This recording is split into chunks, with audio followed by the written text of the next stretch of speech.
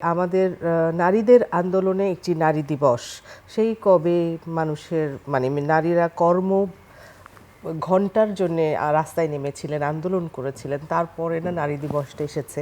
এবং প্রতি বছরই কোনো না কোনো আসলে আমাদের একটা ট্যাগলাইন থাকে নারী দিবসের।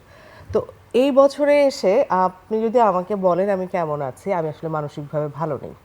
এখনো নারীদের যেভাবে নিজের অধিকারের জন্য লড়াই করতে হয়, কথা বলতে হয়, নারীদেরকে এখনো পর্যন্ত কেবলমাত্র নারীই ভাবা হয়, মানুষ ভাবা হয় না। তো এইটা এখন খুব পীড়া দিচ্ছে। বয়সের সাথে সাথে তো একটু একটু করে অভিজ্ঞতা বাড়ছে, বোধের জায়গাটাকে একটু ডিফারেন্ট ওয়েতে দেখার মানে কি বলে এটাকে, ভিশনগুলোও আমাদের খুলে আসছে, তো পরিষ্কার হচ্ছে। তা এখন আসলে এটা আর ভালো লাগে না। এখন চাই এবারের যেমন প্রতিপাদ্য বিষয় নারীর সম অধিকার। এখন এসে কেন 2025 সালে কেন আমাদেরকে এখনো এই কথা বলতে হবে? ক্ষমতায়ন নিয়ে কেন এখন আন্দোলন করতে হবে? তা যুগে যুগে এটা চলতেই থাকবে। এটা আসলে খুব আমার জন্য খুব পেইনফুল, আমি সরি।